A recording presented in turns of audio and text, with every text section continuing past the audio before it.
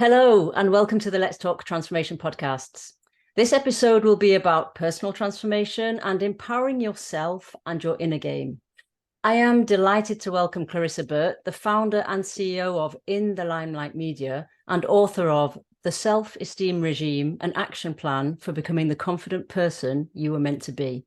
Clarissa, it's a pleasure. Welcome to the show. Hi, Susie. Thanks so much for having me on. We're going to have a great conversation today. We are. I get so jacked up about what I talk about. So the problem's going to be shutting me up and not getting me to talk. So, okay, I'll take that challenge. Okay.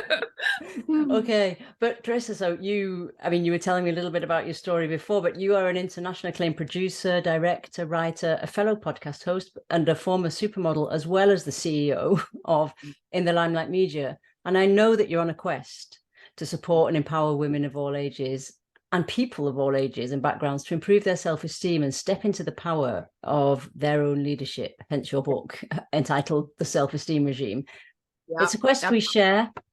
And we know that despite years of progress, particularly women today continue to suffer from low self-esteem, or should I say, that's what we talk about the most, because I think men suffer as well. But there are more bias and systems in place in society and institutions that help to maintain the narrative for women. So yeah, I would tend to agree with you there. I think that women are really more, guys kind of like, they're a little bit easier to shrug things off and they're not as catty. Girls are, always a little bit more about, comparing themselves to one another. And I love this one saying that's come out, that I've sort of coined, and that is, the grass is always greener on the other side, unless it's AstroTurf, which means it's fake. Yeah. Right. It's not real grass. So be real careful, especially I think I'm speaking to everyone when I say we've got to be really, really careful as to, what we're picking up as real and what is reality and what is not. And especially when we're talking about social media. Yeah. And knowing that self-esteem doesn't discriminate. That's really the most important thing. So Susie, I can talk to young girls, I can talk to young boys, I can talk to the elderly, I can talk to women, I can talk to people that are not well, that are ill or that are sick. So self-esteem is one of these kinds of things that most people think it's just poo-poo and whatever. It's everything you are. It's everything you think. It's every relationship you have, not only with yourself, but with others. It's how you show up for yourself and how you allow others to show up for you. So I often say, if you've got both of your feet, when they hit the ground in the morning, if your self-esteem isn't intact, you're probably not going to have a great relationship with that day, with yourself, with others, at work, just down the list. So it's one of those kind of things that I am always inviting people to continually work on their personal development. Sort of touched on in the beginning, when I was a child, again, I was a kid, we didn't have internet and cell phones and computers. We had bookstores, right? And so it was a good old-fashioned way. And the good old-fashioned way was a little section in the back called self-help. And that's where I lived. That's exactly where I got a lot of the information so that I was able to navigate this thing called life. Yeah. And so we don't have many of the bookstores anymore. I am proud and really pleased to say that mine is in Barnes and Noble. So that's a crowning moment. But, self-esteem is something we absolutely must constantly be working on and making sure that no matter what life brings our way, no matter the triggers that are going to happen, because they're going to happen. It's just the way it is. The personal development work that you do, whether it's by reading, by courses, by classes, whatever it is that you're doing, will put those tools in the shed that you will need when the storm comes through, when that hurricane passes by, everybody batten down the hatches into the basement. When you come back up, how rattled has your tree been? You know what I mean? Did you lose a couple of leaves? Maybe you lost a branch, but you haven't been uprooted with the storm and transported away. It's life skills, isn't it? And I think when you say, that little self-help parts of the library, I think now personal development is a bigger discussion. It's an accepted discussion, but self-esteem and the sort of inner game is still a little bit taboo for me. And although we sort of pay lip service to it, we don't necessarily dig down and get candid and true, real about what we're really saying to ourselves, what we feel and why we feel it. And that's one of the reasons I really loved your book, is the fact that it's a framework. It's an action book as well as a learning book, if you like, around self-esteem, what it is, and also, which is the bit I really love because I'm an eternal optimist, what it could be. So Yes. I think that's really interesting. But before we go there, can you just explain, we were chatting before the show about the colors on the front of your book, because I think it's really interesting around the way the world is shifting, because this isn't just an issue for women, although Yeah. we hear more about Yeah. self-esteem in women. We do, but yeah, I really I have a special place in my heart for our guys as well. I mean, all of our boys and all of our men. Again, as I said, self-esteem doesn't discriminate, and they certainly need the same kind of attention, the same size as a type of cure. They need assistance, they need guidance, they need just as much help as anyone else. And so that is why when the book first came back, I'll show it to you. There are 3 triangles, and they were orange, pink, and yellow, and it was beautiful and it looked lovely. But I really took a step back and I went, well, that's going to jump out from the shelves. I'm glad to see that. But those pictures, you know, those cover colors are not going to be attractive to men. They'll never pick it up. And so the only thing I did, which is completely a no-no, you never go back to a publisher and say, hey, listen, could you make one little change for me? And I asked anyway. Gary, and he said, you know, we're not supposed to do that. And I said, Gary, please do it for them. Please do it. Just ask the question. And they did. They did. I found that the blue, again, is a serene color, but it's also one that men are picking up. And I'm telling you, they're picking it up and they are reading it and they're doing the work. People say, oh my God, do the work. What do you mean? Well, yeah, you're gonna have to take some deeper dives. And you don't like the word work? Let's use the word effort. Put in some effort. I don't care what semantics at this point, but get the book. You know, it doesn't have to be my book, but get into, and what I was telling you about that little teeny section of self-help back in the you walk through Barnes and Noble today, Susie, and it is rows upon rows upon rows of personal development books. And it's a $1 billion industry here in the States. And I can only imagine worldwide what the numbers are, which reminds us of the need that, you know, for, again, the support, the guidance, the assistance, the answers that we're looking for. You know, it's a pain point, right? If our life absolutely is a pain point there that we're all looking for solutions to. So I don't see, you know, self-esteem books going away anytime soon, nor do I see the personal development industry, you know, collapsing anytime soon. So, but it's basic human needs, isn't it? To be seen, heard, valued, and to feel worthy as opposed to worthless, which brings me right back to your regime and you formulating your recommendations and framework into these 12 progressive building blocks, you know, steps towards becoming proud of who you are, how you show up. And I call it living in congruence with my values. So, you know, living through my values. But thanks for using the word values, because that's something that's really, really important. First off, I'm going to tell you that regime is an organized way of doing things. So I know that in Europe, it has a different connotation. You know, in Europe, the word is kind of like, whoa, what do you mean? But if you look it up, it's an organized way of doing things. And I put everything, as you have said, into action plan, action steps. And it is, you know, it's all laid out for you. We start with chapter 1, which is release. And Susie, therein lies where the rubber will hit the road. When you decide what it is you need to unlearn, when you decide what it is you've been taught that has been absolutely etched in stone, because it was taught by a tribal community or by your friends, or potentially by your educative institutions, maybe even your faith. I don't know. I'm not here to judge. I'm saying there are things that we have been formed with that have created who. Let's not even get into the genealogical ancestral burdens. Ancestral burdens that have been brought on. We're this conglomeration of so many things.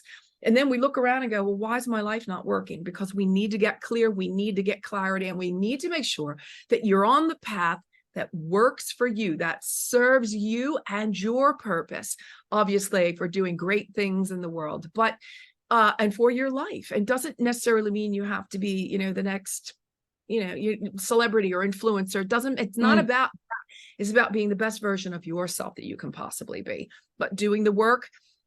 And especially with release, it's going to take you're going to have to get really, really real with yourself. You talked about values before. If I were to ask, that's one of the things I talk about in the book, because if I say, give me 4 of the things that are top in your value system, most people have no idea what you're even talking about and wouldn't be able to give you the top 2.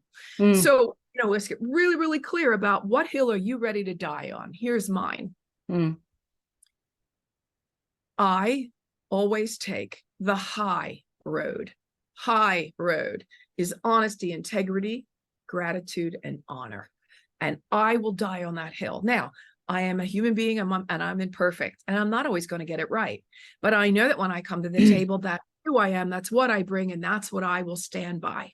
Doesn't always make me the most popular person in the room, but it is the one person in the room many times or at the table that most people will go to for advice, or most people look for as a leader, or most people, even whether you're leading yourself or you're leading hundreds or you're leading nations. Yeah.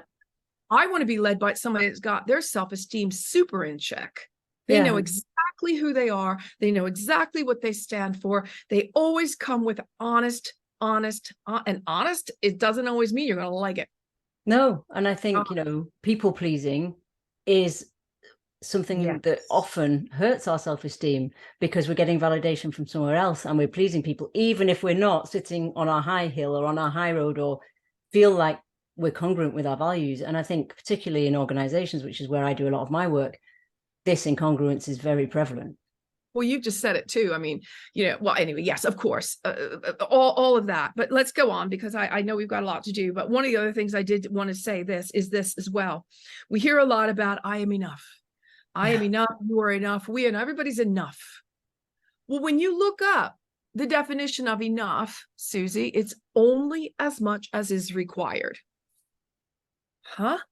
So just by definition, the word enough isn't enough. Yeah, I like that. So enough isn't enough. And great starting point. Is there enough? Is there an enough panel? Like, who decides what is enough for me? Who is enough? Who's deciding for me what enough is? So here's the new version of that I love and that I scream from the rooftops. I am so much more than enough. I am so much more than enough, and I will let no one else define what that means for me. Yeah. So basically you're taking the stand for who you are, how you show up, and what your values are, which is encapsulated in release. And I like the fact that all the steps start with re. Can you sort of, and you explain it in the book, can you explain it to our listeners why all the steps start with re? Because I think that's really, really important. It's really kind of cool. I don't know why. I decided that it was a bit of a first of all, there were a lot of really is a re word. Yes, I was just thinking. There were a lot of really great words beginning with re that really, knocked the nail on the head for me. And it was a hook. It was a catch. It was a little bit of a catchy thing for me. So the regime was already kind of like an eyebrow raiser. Regime, what do you mean by that? And then in Rochester, we have release. Then we have rebuild. Then we have responsibility. Where are you taking responsibility for your life? Where are you shirking it? Then we have reinvent. Oh boy, that's a big one. That is a huge one, because how many times in our lives have we had to reinvent, whether we know it or not? Yeah. And I know how many times I've had to reinvent. And so therein lies, all of the works around, and permission. Permission's another permission. Who needs to give you permission to do anything? Nobody. Yeah, exactly. So lots of really great work to be done in here. Again, there are case studies, Clarissa's Corner, the Clarion Call. I love Clarion. Just love the way that sounds. And there's homework, there's the reviews, like you said before, there's every chapter is its mini nucleus, and it's going to teach you something in order to be able to move on to the next. If you read this book now, you're going to do a whole set of work. Effort that you need to do for how your life is. It's a book that if you read in a year's time, you're going to read it and go, oh, I don't remember that being there the first time, because you weren't ready for that message. You weren't ready for that message yet. So great, take that and run with it, right? Continually read these kinds of books. These are not, and by the way, it's called self-help. It's not called shelf help. So buy the book and do the work. Don't buy the book and put it up. Do the work. Put it on your nightstand. Read a chapter a day. Read a couple of pages. Get started in the process. Get your journal ready, because you're going to be writing. And then I love the mirror work. When we do the mirror therapy. Can you walk us through the mirror work, which is Nora's story, isn't it? It is Nora's story. Look at you, girl, reading that book. Thank you so much. It was a brilliant read. Thank you so much. I first learned of it through Louise Hayes and her work. So Hay House Publishing, many have heard of that. A phenomenal woman. And that was the first time I had come across the mirror therapy. Jack Canfield is a co-writer of the Chicken Soup for the Soul series, has it in his works as well. And I went, well, if it's good enough for the two of them, it's good. So I've put it into my book as well. And this is the probably, I would say, the most impactful of all the exercises in the book, because there are two ways you can approach a mirror, and that's you can look at the mirror, brush your hair, do your makeup and all of that, or you look into the mirror. And when you look into the mirror and into your own eyes and down into your own soul, it is a life-changing experience. And very uncomfortable. And it can be very uncomfortable. So a lot of people, they have difficult, first of all, they think it's just ridiculous. And it feels really, I do it and it feels strange. And you want to probably make sure nobody else is home when you try this the first couple of times. But, bring your tissues if you should need, not saying, but just in case. Say to you are your own best. You are your best advocate. You are your own cheerleader. Wait for no one else. And by the way, it is called self-help. It's not everybody else and what they think of me. Help. It's self-help. I'm doing this to help myself. I'm doing the work. I don't need your help. Thank you very much, everyone. I'm just making myself a better place to be. I'm making myself a better person to be. So when I go to that mirror and I say, I really like you, or, Clarissa, I really love you, or, Clarissa, I forgive you for that time that you didn't stand up for yourself, that you didn't advocate for yourself, that whatever it is, we could be here all day on that. There are a plethora of affirmations in the book. Should you need them, well, pick up your own. As I just said, I am enough. Well, that wasn't good enough for me. I am so much more than enough. And every once in a while, I'll just stop as I'm passing. I'll stop in the mirror and go, you are so much more than enough. And on my day I go, so these kinds of things that they sound silly to say, it feels kind of weird, but guess what?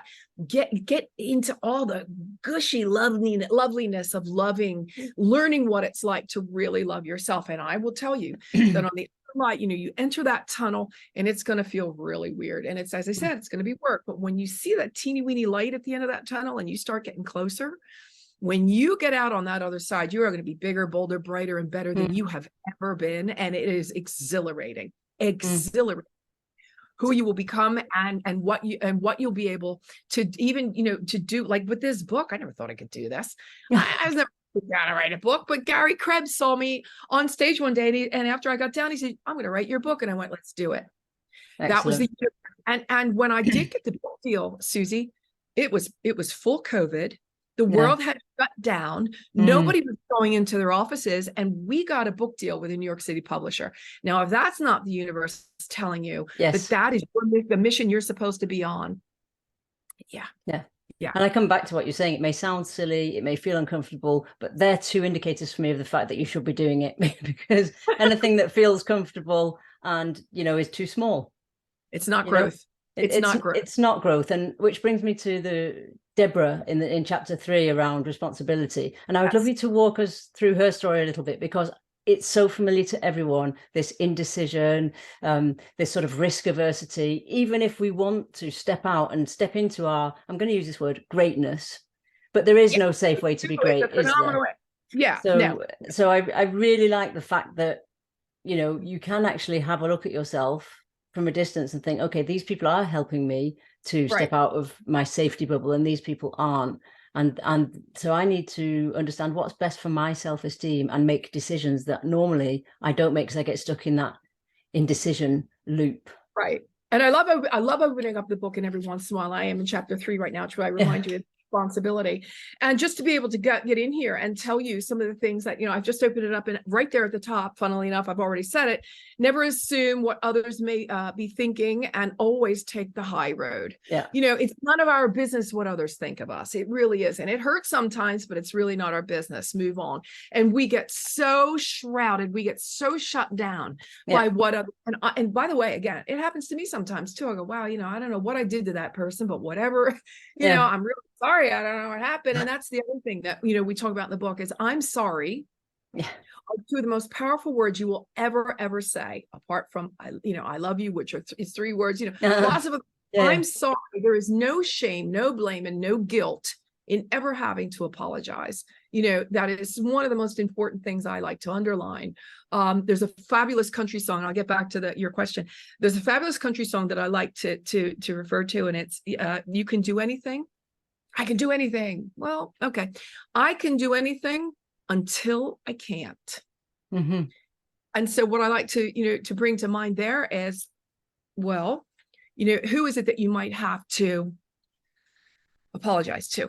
Who is it? Maybe you need to pick up a phone and just check in. Maybe you've had a little bit of a spout or an outing of some kind. Maybe, is it that important? Because there's going to be a time, there will come a day. I've just found out this morning that someone I dated back in Italy many years ago died. Oh, this morning. Sorry. Yeah, thanks. Yes. And so, this is what life is. It's going to happen one day. You're going to find out that you can do anything until you can't, will not be able to pick up that phone that day.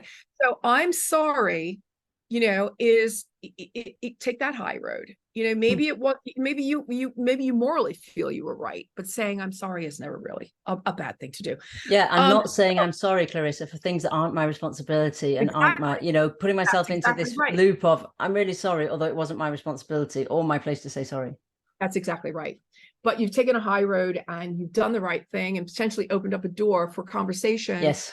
Or a discussion that may never have taken place. And once it's too late, it's too late. Yeah. The keys, Clarissa's Corner, that, let's go to some of the affirmations. I'm responsible for creating my purpose, mission, vision, and goals. Yeah, you are responsible for all that. I'm responsible for presenting well and showing up. What does showing up mean? A lot of people, I call it empowerment. Well, a lot of people are living in encowerment. I've not heard that. I like that. Encowerment. Yeah, absolutely. Encowerment. I'm not good enough, or who am I? Or who do I think I am to, how could I could never. Well, you can. I'm here to tell you can. And that's why I call it regime, because it's time to put on your, just get up and do the damn work.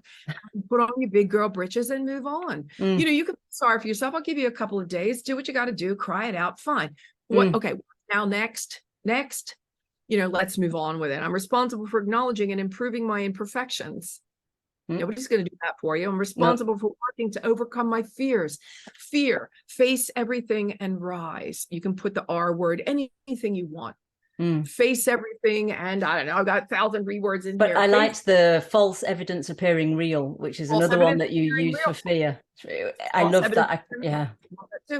But face everything and rise. There's another acronym for you. So fear is something that I've lived in a very good portion of my life. And I have to tell you, I got nothing done. When I lived behind, when I was in cowering, I got nothing done and served not myself and certainly no one else. How did you step out of that, Chris? What was your light bulb moment?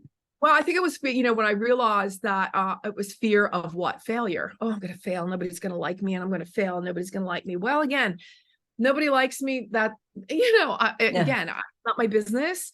And failure is your first attempt in learning. Okay. So, the first time I did, many things, I knew that it was not going to be my best, but each time I failed, and by the way, I use that term loosely, I was that much closer to success. And it was another learning moment. The building blocks are built on learning moments, and you can only have those if indeed something went awry or kind of was catty corner. So I, definitely just keep forging ahead. And that's what a regime will do for you. This book is really powerful in that, because it will keep you moving in that forward trajectory until we get to chapter 12, which is basically reciprocal. And for me, reciprocal was a tough one, Susie, because I was constantly, I'm a doer, and I'm full on energy, and it's, it's a lot. And then one day I remember being around, and somehow, somewhere I said something along the lines of, well, I guess I'm just going to have to do it myself. Or something along the line. I'm always doing everything. And this is some years ago. And somebody said to me, Clarissa, with all due respect, do you understand how hard it is to do anything for you? Yeah. Like, do it all, you are it all, you're full energy, whatever they came back with. And I went, wow, light bulb moment. Well, thank you for that. Thank you for that. That's a learning moment. I could have gone off. I could have gotten annoyed. I could have gotten pissed off. I could have, really been angry at somebody, kind of like, putting that mirror up to my face. And I went, you're right. I don't leave that space for someone to do for me. And the other thing was, see, I never asked. No. Well, we don't do. I mean, so many people don't ask. I remember getting the same feedback, and my colleague said to me, Susie, I think you forget how much people like to be asked for help. You just do it all on your own, but we like to be asked for help. And it's true. It's true. This learn, unlearn, relearn of how you behave and your patterns. And that's why I like the re in all, because it's iteration.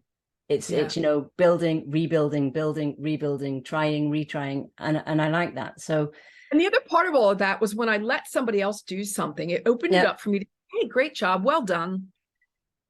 Well, again, remember that, people, they'll listen to you and all of your accolades and all the things you've done. But more importantly, they're always going to remember how you made them feel. Yeah. So it opened up even that one more portal for me to be able to, to just really give them lots of kudos and lots of love and lots of, lots of good job, well done, and so and I have to be mindful of that. I still have to be mindful of, bulldozer Clarissa who wants to lead the way, just get out of her own way sometimes and let others just, let them be them. And that's another leadership tool. But you say, don't you, you're only as beautiful as your last good deed. That's what you say in your book. And I love that quote particularly, because I think, well, clearly we're both action biased, and you can just push things on because you want to do and you want to have impact and you want to make things happen.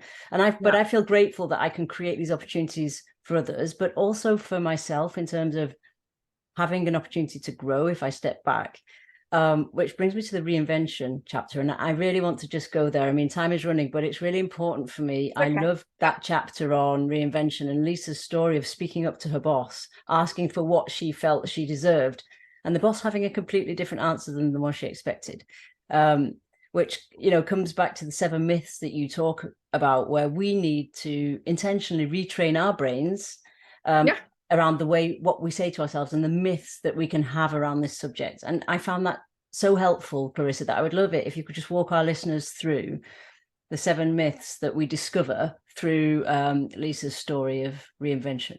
Yeah, I mean, reinvention is one of those kinds of things where, it's that scarcity mindset kind of thing where you kind of think to yourself, oh, gosh, I don't know, I'm kind of good where I am. And I don't know that, I have a dream and it's been there for a while. They call it in Italian, it's the sogno nel cassetto, which means you've got this dream and it's in your drawer and you've kind of put it away. And, one day you're going to get there and one day it's going to become true. But if you're living in scarcity mindset, that's something you're absolutely never going to be able to do or pull out. Money as an illusion. And then, again, we've got the starting your planning today. And that is when you're reinventing and you realize, look, I was a babysitter, then I became a babysitter, and then I was a waitress, and then I was a secretary in New York City, and then I became a model, and then I became an actress, and then I became a producer. As I kept moving on, I kept pushing my envelope myself by saying, well, I know that I do want to get that.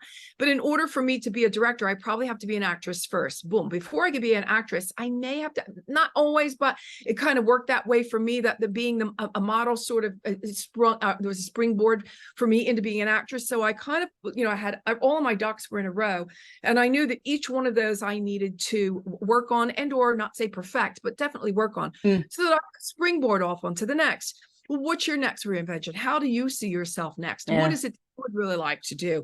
And so, absolutely with reinvention, people say, well, who do I think I am? And I could never, I've been making it up as I go, stay-at-home mother for the last, 20, 30, 25 years. And, if I were to say to somebody, I want to start my own business, they probably look at me like I have, 3 heads and say, oh, what are you, crazy? What are you not, and so be real careful of the naysayers along the way as well, because you've got to, you've got to, forge ahead into your own. So I love the affirmations on this as well, real quick. I will create a budget and stick to it. So we talk a lot about money and being mindful in this book as well. About that was the one between you and the lamppost and anybody that's listening. It was the one thing that I insisted be in the book, and somebody went, "You really think that needs to be in a self-esteem book?" Wait a minute. So tightly linked. women being financially independent. Are you kidding me? This is probably, if I had to write the book, that would be it, with only one chapter, that would be it. Seriously, to make sure that, as long as self-esteem does definitely come with our own sense of independence. It's how it's making our own money is, also comes along with what we had to know, what we had to learn, how we went through the process of being able to have that energetic exchange, saying, I'm giving you a service in order for you to open up your wallet for me. And so that right then and there, that exchange is such an powerful exchange, reciprocal. A reciprocal exchange and a powerful exchange. And when you say, I've been a stay-at-home mom, who the hell do I think I am? And everybody will laugh at me. Good, let them laugh. And they'll have the last laugh. And that is where you absolutely have to continue on reinventing yourself until there's nothing more, that you want to do. And I don't know, for me, I can't even imagine what that would be. So I now it's the book. And I know that from the book, we're going to be doing the retreats for women. And I know that my mastermind has been a better place because of the introduction of this book. I know that also I want to be on big stages, around the world. And that for me, the mission as I reinvent is that this is a manual, it's a mission, and it's a movement until I see people all over the world living as esteemed beings. And so that's the path that I am on. So absolutely, reinvent, continue to reinvent. Don't be afraid of reinvention. Do what you need to do to go from step A to step B to step C. I have lots of information out there, and just continue. I cannot tell you how many courses and classes I take almost on a weekly basis. And if it's not a course or a class, I am on YouTube learning something new. Yeah, me too. Especially right now, it's AI, right? AI has just come out of the woodwork, right? So now it's all learning about AI and what it's doing, so that I can teach. Also, I have some interns that are along this journey with me. So, we're working on it with my magazine. We're working on it, as we're looking for different stages. So all of those reinvention pieces come along with keeping yourself educated, staying, ahead of, keeping your ear to the ground on what's happening now and how you can live your best life now. Yeah, it's keeping yourself relevant, isn't it? And building capacity for the future, because we never know what's around the corner. And I think that's an exciting thing, as opposed to something to be scared of. And don't be afraid of it. Yeah, I'm so excited. Yeah. I mean, and when I hear your ambition, I'm just like, yeah, that's what we need to do. We need to do something bigger than us. And you underline always living in a state of gratitude. And I think, I feel very grateful for everything I learn and everything I do day to day, and, all the people I meet, because you are a part of everyone you meet. And I like that. I like that diversity as you move forward. Can you tell us what you're grateful for and who you would like to thank for your journey this far? Because that's a major milestone, isn't it, the book? And there's so much impact held in that book, which I invite our listeners to go and read. Grateful for, first of all, all the creature comforts, I think, are the first things that come to mind. So the roof over my head, the warm blanket on my bed, the fact that I have a bed, I've got a full pantry, I've got friends that are very, very near and dear to my heart, my family, of course, that is always there for me, the sunshine every day, because I love the sun, and I absolutely, I need the sun. And for me, I know that that's an important part. All of those things, the creature comforts, I think, are the first things that come to light, but definitely my health. I think that, getting, and I think I'm in the autumn of my years, I think they would say now. And so, being really, really mindful of being very careful of taking care of the temple that is our bodies, and making sure that we're doing the right things by it. Everybody, I go by the blood type. So I have, a certain blood type, and I make sure that I'm eating those things, and they seem to go very well. So taking deeper dives into, again, the 4 pillars of self-esteem are look good, feel good, be good, and greater good. So look good, we know that that's the outside. Feel good is the inside. It's diet, exercise, nutrition. Be good, relationships, leadership, our finances, our businesses. That's the be good part of ourselves. Greater good is volunteering, tithing, paying it forward, giving back, whatever that is. So those 4 pillars are, the 4 pillars that I think are the most important aspects of self-esteem. But I absolutely do believe that, on any given day, we need to be coming out with 5 new ones every day. Like, what is it like I'm grateful for today? And they can't be the same things that they were yesterday, and they're there. So I I don't really, there's not a lot of room for bitching, moaning, and complaining here. Yeah. And I'm pretty straightforward with, you got to find another 5 because they're there, figure them out. Yeah. And let's keep that the gratitude is really, really important. It's a huge driver into keep motivated, into keeping yourself inspired. Who do I want to thank? Anybody that, anybody that came before me that was able to teach me something, whether it's something that I agreed with or not. And I do believe that, I don't want to sound, but I've done a lot of the work myself, and I've done a lot of the work myself because of what I was taught. And how some of those things I knew just couldn't be how the rest of my life is going to look, feel, and sound. Yeah, absolutely. So yeah, I'd like to thank a lot of those people. My grandmother was very, very close, and I'm the 5th generation Clarissa, so firstborn girl of every generation. Okay. Yeah. So Grandma Clarissa was just the sweetest, kindest, lady, and was always kind of keeping me on track. And she in her later years, she says, "When are you just going to come home and plop it?" I said, "Grandma, I love you, and I give you as much time as I can, but I love travel. I love being out there in the world. I love." what I do, but when are you going to just come home and plop it? Yeah. And I'd say, "Grandma, I've got lots of work to do." And I spent lots of time with her, but she's been departed for about 12, 13 years now, but she's got pictures of her all over the house, and she's with me. And then my mother who just gave me all of the liberties. She gave me all the liberty and the freedom. I think she really just wanted me out of the house early, but anyway, it was one of those kind of things where, there was no coddling, not much of that. There wasn't going to be much of the coddling going on. So it was, big girl britches, straight up all the way, make your own mistakes, fix your own mistakes. And, if you really get into any kind of horrible trouble, I'll always be here for you. That was my mother's credo. And it seems to have worked out pretty well. Yeah. So you had the support behind you. You had someone who had your back. If I needed it, it was there. Yeah. Okay. And so just a final question. I hear all that. Would you have a final call to action or recommendation or message for those of our listeners who are sitting there either struggling with self-esteem that they haven't yet formalized or acknowledged, or struggling with how to start on this journey of what seems overwhelming to them of reinventing themselves? Catch yourself in negative self-talk all the time. It happens to me sometimes too. And I'll, nope, sorry, can't. That's not the work I'm doing here. Those daily demons. Remember, I speak about those in the book. Yeah, you do. Daily demons, and they're going to be there, and they are going to continue to come back every day until you say, "Not welcome here anymore. Thanks." Off you go. Off you go. Don't come back, and they'll try to eat back. Sorry. And you have to be able to be mindful of your thoughts, your thought processes, stop negative talking, get into the personal development realm, sphere, books, courses, classes, find support. Because, a lot of us, Susie, were not born into families that might have been supportive. Yeah. Some of us came from horrific parenting. Let's just call a spade a spade. Yeah. Be your own. It's time to re-parent yourself. Yeah, and your inner child. Yourself.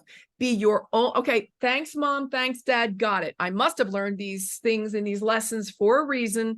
Not quite sure just yet, but I'm going to hone all of that now into what is going to serve me. And what is serving me is because I learned all that, I'm now in the self-help realm. I'm in the personal development section. I'm reading the books. I'm doing the work. I'm forging ahead. I'm feeling the pain because some of it's going to be uncomfortable. But again, remember that light at the end of the tunnel, bigger, bolder, brighter, and better than ever, because it's there, it's available for everyone. And so let's get that negative self-talk out of the way right away. Don't be worried about what your peers are doing. I don't want to hear about you comparing yourself to anyone else. That's self-esteem 101. And here's the deal about that. You are so lucky that you get to be you. Some, but I'm not as pretty as, but I'm not as famous as, but I'm not as popular as, but you haven't walked a mile in her shoes. And remember that a lot of things that we're seeing on social media are the things that people want us to see. It's how they want to be perceived. So what truth is and what reality is maybe a whole different thing. Now, we don't wish any harm on anyone, but what I do want to bring back home and hone in on is you get to be you, you lucky dog. So go get your blueprint, get yourself, the things you need to take the self-care time, do what you love yourself. You might go, I don't feel like very lovable. Okay, let's start at ground zero. Start one by one. Start reading books like mine. Find out ways that you can start to love yourself. Excellent. And Thank I you. think that's where you need to be. Yeah, I'm going to leave our listeners with those sort of nuggets of wisdom of reparenting yourself and rebuilding the you want to be. Yeah, absolutely. Reparent yourself. Be your own parent. Be your own best advocate. It's amazing what you'll find. It's amazing what you'll learn when you start down this rabbit hole. I'm telling you, you're going to find out things, the strength that you have that you don't even know. Yes. That you don't even know yet. I spoke about those, I'm going to say it again, those tools are the resources in the shed, those tools in the shed that now I've got a shovel. Now I've got a pick. Now I've got a broom. Now keep putting those tools in your shed, because the day you're going to need them is the day they're going to be there for you. And you will get by just fine. You are so much stronger than you think. I'm going to leave that. You are so much stronger than you think. Everyone is so much stronger than they think. Clarissa, thank you so much. Thank you for coming and sharing your stories, your input. And where can people find out more about you and what you do? And well, we've heard a brilliant quest. Where can they find out more about that? The other thing is just everywhere on social. You can find me at clarissaburt.com, or you can just go, Clarissa Burt on pretty much anywhere except Snapchat. Okay. And I'm going to leave everybody with this. And that is, I'm going to talk about the loyalty piece, which is a really important piece. And that is, it goes something like this. I want to leave you with this. And that is, loyalty piece. Oh gosh, I wanted to say, because it's so strong. I've got your back. Loyalty is when you've got my back behind my back. There you go. I got it. Loyalty is when I've got your back behind your back. So what kind of friend are you? Who are you at the water cooler? Are you fomenting with the rest of the tribe and the rest of the pack because Susie Q this and Susie Q that? Or do you come up to that water cooler and say, I know Susie Q and I think she's pretty cool. Maybe she's just having a bad day today. She probably just needs a hug. And off you go. Loyalty is when I've got your back behind your back. So take that away too. What kind of friend are you? How are you presenting? I love that saying. Sorry, it slipped my mind for a moment, but it's powerful. And I wanted to leave you with that. It's very powerful. So I'm going to leave our listeners with that. Thank you, Clarissa. Thanks for a great conversation.